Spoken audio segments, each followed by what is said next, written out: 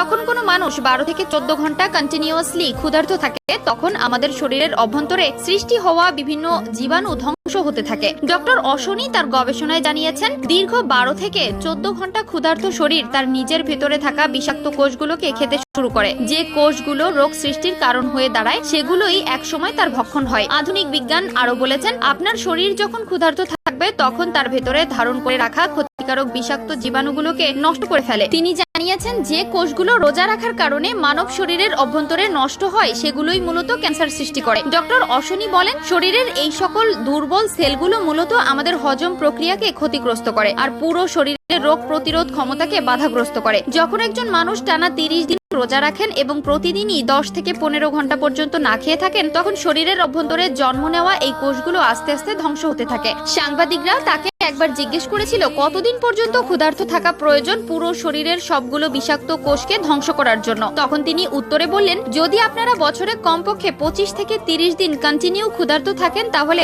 আপনার শরীরের অভ্যন্তরে ক্যান্সার সৃষ্টিকারী বিষাক্ত কোষগুলি কোনোভাবেই সৃষ্টি হতে পারবে না। তিনি বললেন, একটি রোজা সাধারণত 12 থেকে 14 ঘন্টার হয়ে থাকে, যা এই বিষাক্ত কোষগুলো ধ্বংস করার জন্য একদম পারফেক্ট। কেননা রোজার মধ্যে কোনো কিছু পানও করে না, আবার কোনো কিছু খায়ও না। আর আমাদের শরীর এই প্রসেসটি কমপ্লিট করতে 1 মাস সময় নিয়ে থাকে, যা আল্লাহর 1 মাস রোজার মাধ্যমে প্রমাণ দিয়েছেন। রোজা প্র্যাকটিস করা মানুষদের ক্যান্সার হওয়ার সম্ভাবনা 0.1%, কিন্তু বেরোজগারীদের ক্যান্সার হওয়ার সংখ্যা দিন দিন বেড়েই চলেছে। রোজা রাখার ফলে 30 দিনে আমাদের শরীর পুরোপুরি ভাবে বিষমুক্ত হয়ে যায়। বিষয়টি এমন যে রোজা রাখার ফলে সারা বছরে একবার আমাদের শরীর সম্পূর্ণরূপে মুক্ত এবং পরিষ্কার হয়ে যায়। আজ থেকে 1400 বছর আগে আল্লাহ রাব্বুল আলামিন প্রত্যেকটি মুমিনের উপর 30 দিন রোজা রাখা ফরজ করে দিয়েছেন। আল্লাহ বলেছেন, তোমরা যদি রোজা নিয়ে গবেষণা করো দেখতে পারবে রোজা তোমাদের জন্য কতটা গুরুত্বপূর্ণ। রোজা রাখার উপকারিতা, গুরুত্ব ও ফজিলত সম্পর্কে পবিত্র কোরআন ও